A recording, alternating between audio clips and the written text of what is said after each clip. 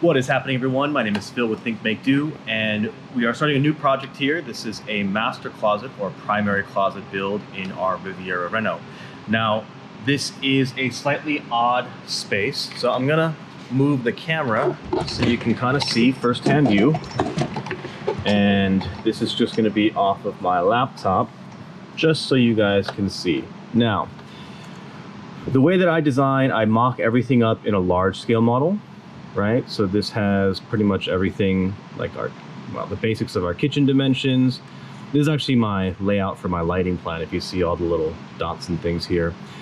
But this is the primary closet, and I get my basic dimensions from here. I do some kind of diagramming to see what I might want, and then for the closet build, I actually switch over to a full scale or a new sketch, so there's nothing in the way or nothing confusing my design principles. So let's take a look at this space. There's this slight odd cutout here in the back left-hand corner. That is the wall space of the other bathroom over here, right? And so that's why that's cut out. Now, generally speaking, closets, their depth should be anywhere from 12 to 16 inches. We're going 18 inches just because we have more space in this walk-in closet area. And the larger depth gives a more luxurious feel, right, in terms of covering the clothing. So I've got 18-inch depth on both sides. Now, in some cases, if you had even more space, you could do a 20 or a 22-inch depth, but that's more so if you're gonna put doors on the closets so you can fully enclose. We don't plan to do that here. These are gonna be open shelving, so I think 18 is a good middle ground. On the left-hand side here, we have top and bottom hangers. There could be a shelf that you put here in the middle, but for now, we're just doing the hangers so that the homeowner, when they buy it, they can decide if they want to put different stuff in these cabinets. We're going to make it kind of adjustable for them. On the right-hand side, we're going to have the same open spacing here for a top and bottom shelf, or a top and bottom hanger rod. But on this side, this is specifically a 63-inch height section for dresses and coats. And then you're going to have a permanent shelf space up here. And that's because this is kind of a corner area, so it's a little bit harder to use this space. So open shelving in the back, along with all of your larger items that will get tucked into this back corner for items that you don't use as much. In the center, we are going to have a custom-made cabinet with pull-out drawers. I think 1, 2, 3, 4, 5 might be a little too much. We have to do 3 and then 1 small one. The top one being, you know, like, what do you call it? Ties, belts, watches, socks. That'll be that top drawer. And then up here will be all adjustable. I'm going to use Kregg Jig pegboards or pegs, and I'm going to drill a bunch of different adjustable shelf positions. And these 3 are mostly going to be for like purse or storage items or like display items. So the idea would be, I guess, this. So we're gonna get to cutting. I'm here in the workshop today. We got all our we got all our 3/4 material here. I'm getting my table saw outside. Got some extra material over on the side here. That's a 1/2-inch peg or a 1/2-inch board for the drawers in the middle are gonna be 1/2 inch. Everything else is gonna be 3/4 inch. So let's go.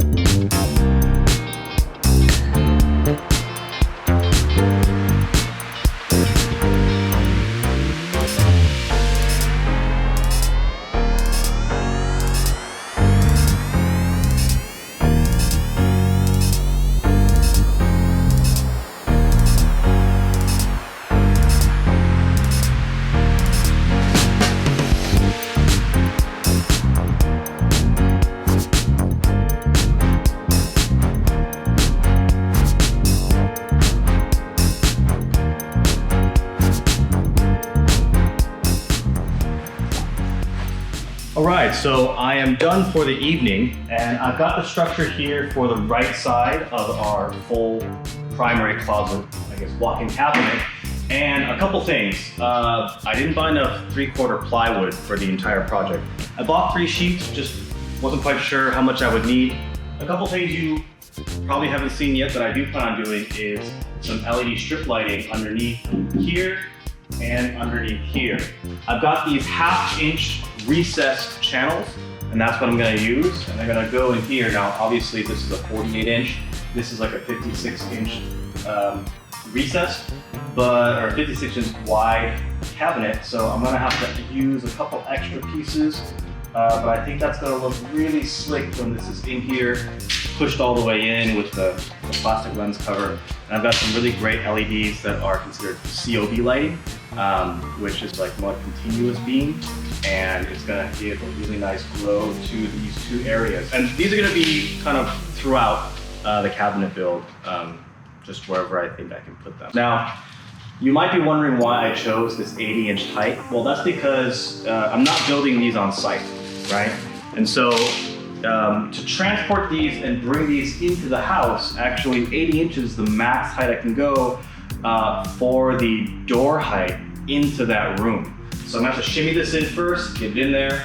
It does go on some 2x4, I guess, risers on the floor, right? But this won't fit if it's any taller. So that's why it's 80 inches. That's why this spacing is a little bit cramped for a traditional double stack hanger system.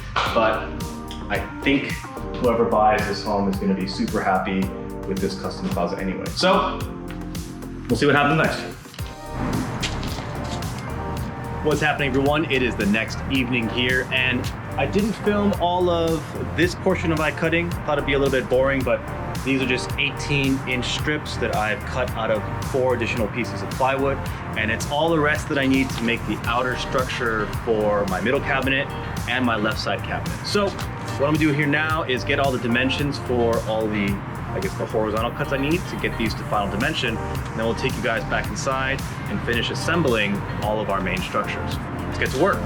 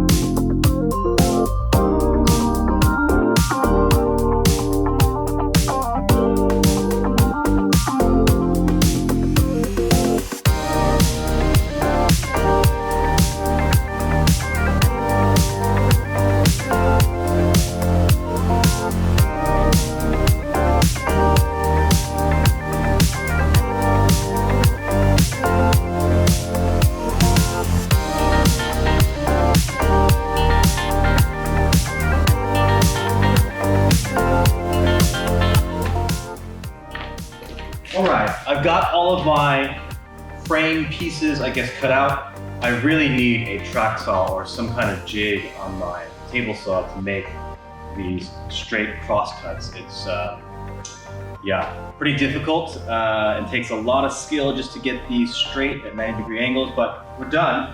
So I'm gonna get these assembled, pocket hole everything to get the frames up, and then we'll do a little walkthrough to make sure dimensionally everything seems kind of proportional for the space in the closet.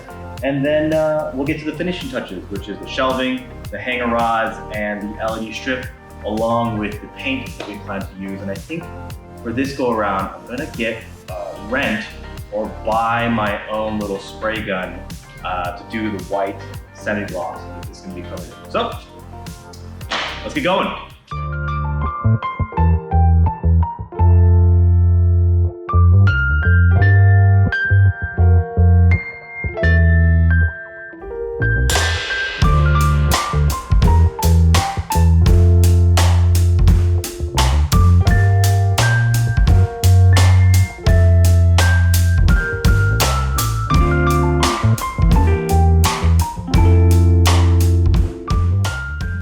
Well, we are wrapping up our first episode here on our master closet build, and I want to take an opportunity for those that are still listening to ask for your like on the video, a comment, or your subscription if you haven't subscribed already.